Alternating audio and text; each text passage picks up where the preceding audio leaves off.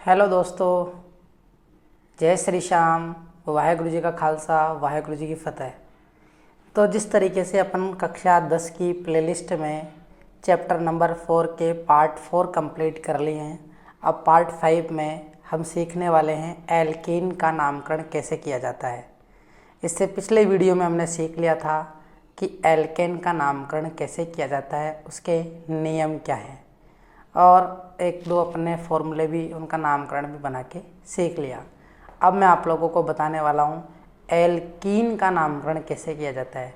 जैसा कि नाम से ही आपको पता लग रहा है कि एल्कीन का मतलब है कार्बनिक यौगिक जिसके अंदर डबल बॉन्ड उपस्थित हो, द्विबंध उपस्थित हो, उसे अपन एल्कीन बोलेंगे।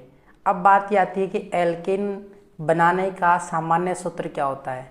तो एल्कीन बनाने का सामान्य सूत्र जो होता है वो होता है CnH2n। ठीक है, क्यों? क्योंकि इसमें डबल बॉन्ड होते हैं। तो मैंने आप लोगों को ट्रिक बताई थी कि अगर कार्बन और हाइड्रोजन की बात करें तो एल्कीन में कार्बन की तुलना में हाइड्रोजन की संख्या केवल 2 गुनी होती है, केवल 2 गुनी होती है। जैसे अपन सूत्र बनाएं तो C2H4 बनेगा, कभी भी CH2 नहीं बनेगा, क्योंकि CH2 अगर अपन बनाते हैं तो CH2 बनाते हैं तो उसमें तो कार्बन की संयोजकता पूरी हो ही नहीं रही, तो वो बनेगा नहीं। तो कभी भी मैथीन नहीं बन सकता, ये ध्यान रखना है।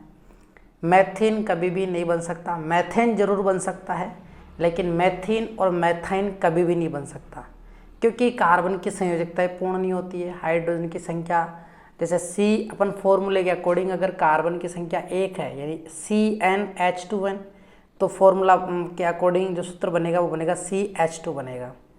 तो CH2 तो संयोजकता 2 ही हुई, कार्बन की संयोजकता तो 4 हुई, तो 2 हाथ खाली रह गए, तो वो बनता नहीं है कभी भी।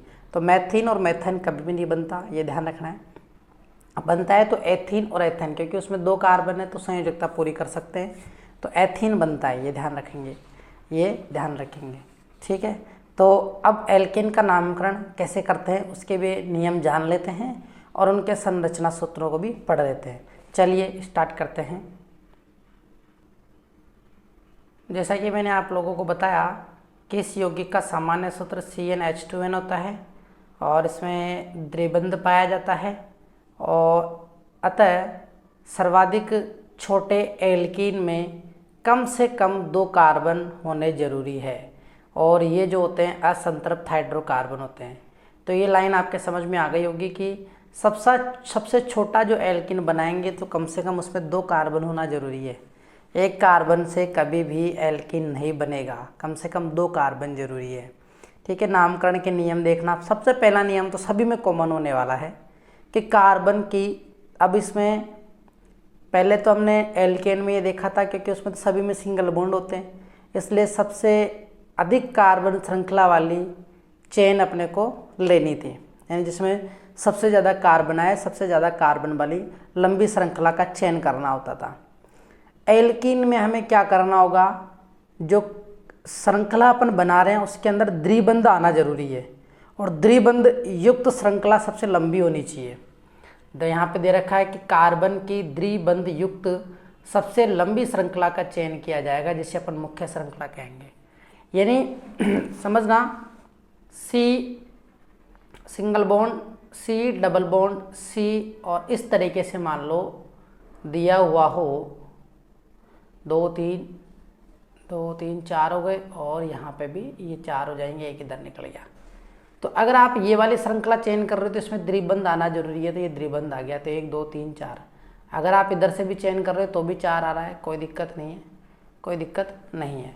तो आप लोगों को जिसमें द्विबंध उपस्थित हो उस लंबी कार्बन श्रृंखला का चयन करना होगा, ये तो इसका नियम था। ठीक है, दूसरा नियम क्या है? दूसरा नियम यह है कि मुख्य कार्बन श्रृंखला का अंकन उस दिशा से करते हैं जिधर से द्विबंध को कम अंक मिले।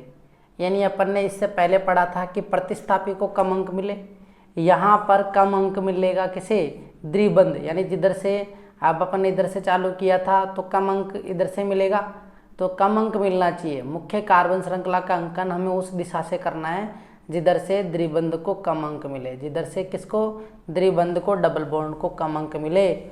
ठीक है, इसके अलावा अन्य नियम जो हैं एल्केन के नामकरण के अनुसार ये है। बस आपको दो अलग से नियम ये पढ़ने पड़े हैं। एक तो आपको ऐसी कार्बन श्रृंखला का चयन करना है जिसके अंदर द्विबंध भी उपस्थित हो और वो लंबी भी हो। दूसरा, आपको कार्बन श्रृंखला का अंकन उस दिशा से करना है जिधर से द्विबंध को कम अंक मिले, और अन्य नियम जो हैं एल्केन के नामकरण के अनुसार ही होंगे। ठीक है, यहाँ पर कुछ उदाहरण दिए हुए हैं, ये उदाहरण आप देखना। तो उदाहरण क्या क्या हैं? एथीन, एथीन कैसे बनाया जाता है? देखो, एथीन बनाने के लिए एथीन, क्योंकि मैथीन तो कभी बन नहीं सकता, तो एथीन में 2 कार्बन होंगे और 2 कार्बन होंगे, तो इसका मतलब है फॉर्मूला होता है CN। तो ये फॉर्मूला होता है जब कार्बन की संख्या 2 है तो फॉर्मूला हो जाएगा C2H4। C2H4, तो इसकी संरचना कैसे बनाएंगे? C2H4 इसकी संरचना बनाने के लिए 2 कार्बन है, तो एक कार्बन अपन ने यहाँ लिख दिया और एक कार्बन अपन ने यहाँ लिख दिया। हाइड्रोजन की संख्या कितनी है? 4। हाइड्रोजन की संख्या 4 है तो 4 ही आनी चाहिए।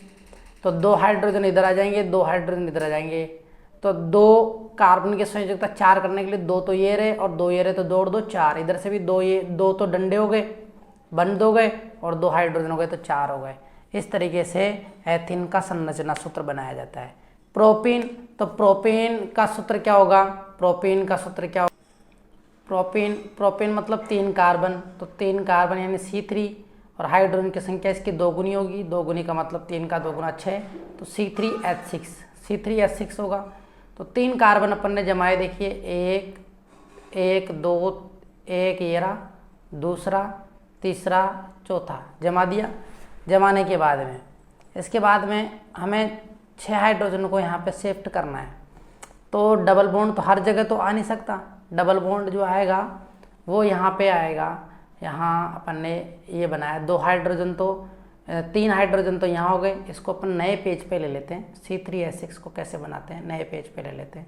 देखिए C3H6 जो है इसका फॉर्मूला अपन बनाएंगे। 3 कार्बन है, 1 बॉन्ड लगा के 2, और ये 3 कार्बन है।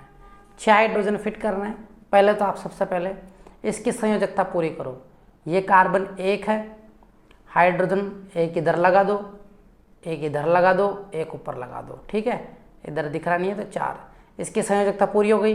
इसकी संयोजकता पूरी करेंगे इस वाले कार्बन की, तो 1 2 3 4। ठीक है, यहाँ हाइड्रोजन और यहाँ हाइड्रोजन। क्लियर? अब देखिए हाइड्रोजन गिनेंगे कितने हो गए, 1 2 3 4 5। तो केवल एक ही हाइड्रोजन लगा सकते हैं, तो एक हाइड्रोजन अपन यहाँ पे लगाएंगे। कहाँ लगाएंगे? यहाँ पे। देखिए ये तो सिंगल बॉन्ड ही है। अब यहाँ देखना, ये भी सिंगल बॉन्ड ही था। अब यहाँ कार्बन, एक हाइड्रोजन आपने लगा दिया, तो 1 और 2 तो ये हो ही गए, 2 हो गए। अब 2 हाइड्रोजन बचे, 2 हाइड्रोजन बचे, क्योंकि हाइड्रोजन की संख्या 6 है, तो 3 2 5 तो और 6 अपन ने लगा दिया। कार्बन की संयोजकता पूरी नहीं हो रही, तो कार्बन की संयोजकता पूरी करने के लिए एक संयोजकता तो इस हाइड्रोजन ने पूरी कर दी, एक इसने, 2 और बचे, तो यहाँ पर एक बॉन्ड और लग जाएगा। क्या लग जाएगा? एक बॉन्ड और लग जाएगा। अब कार्बन की संयोजकता कितनी हो जाएगी? C डबल बॉन्ड ये रहा, और एक ट्रिपल बॉन्ड ये रहा।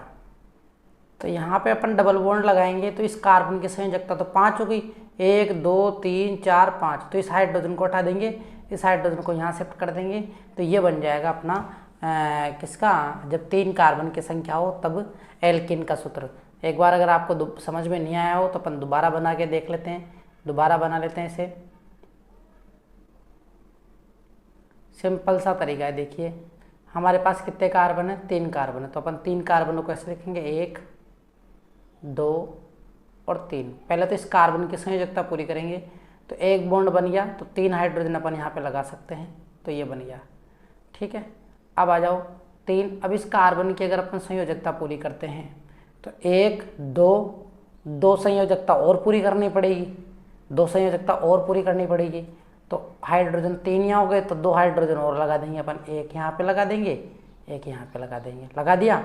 अभी तो इसकी संयोजकता पूरी हो रही है, 1 2 3 4। लेकिन अब हाइड्रोजन हमारे पास कितना है? 3 2 5, एक ही हाइड्रोजन बचा, तो एक हाइड्रोजन यहाँ पे लगाएंगे, तो इस कार्बन की संयोजकता तो पूरी हो ही नहीं रही।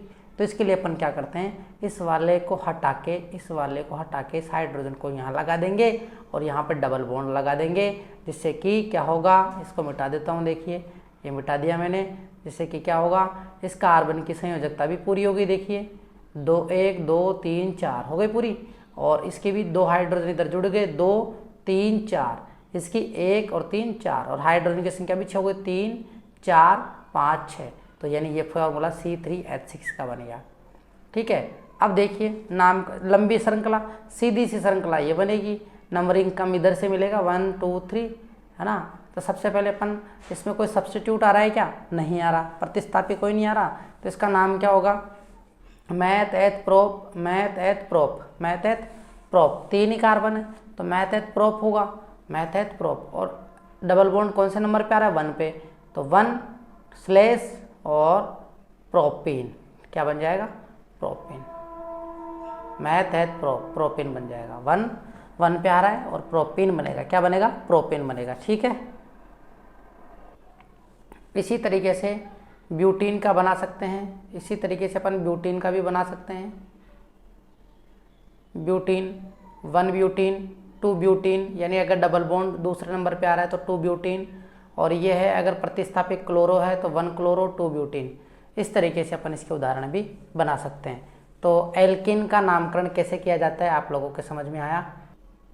तो एल्किन के नामकरण करने में आपको क्या क्या बातें ध्यान रखनी है। पहली बात तो आपको ये ध्यान रखना है कि डबल बॉन्ड कार्बन श्रृंखला में आना जरूरी है, और वह कार्बन श्रृंखला सबसे लंबी होनी चाहिए।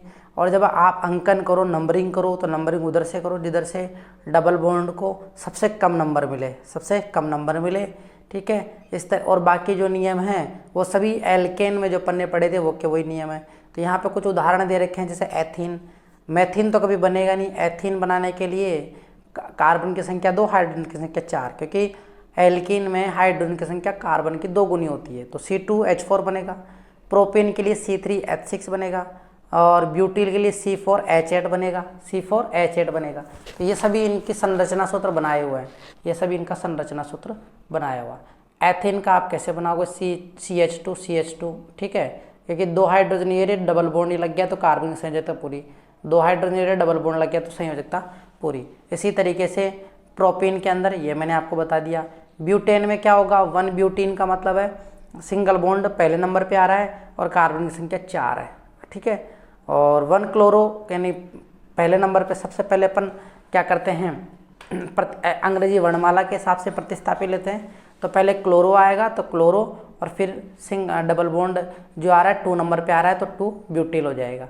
इस तरीके से अपन ने एल्किन का नामकरण भी सीख लिया, ठीक है। अब नेक्स्ट वीडियो में अपन जानेंगे एल्काइन का नामकरण कैसे किया जाता है और कुछ संरचना सूत्र बनाएंगे। तो आपको ये वीडियो कैसा लगा आप कमेंट बॉक्स में ज़रूर बताना, और अपने दोस्तों के साथ शेयर करना। अगर आप इस चैनल पर नए हो तो इसे सब्सक्राइब जरूर कर लेना, ठीक है। मिलते हैं नेक्स्ट वीडियो में, तब तक के लिए जय हिंद, जय भारत।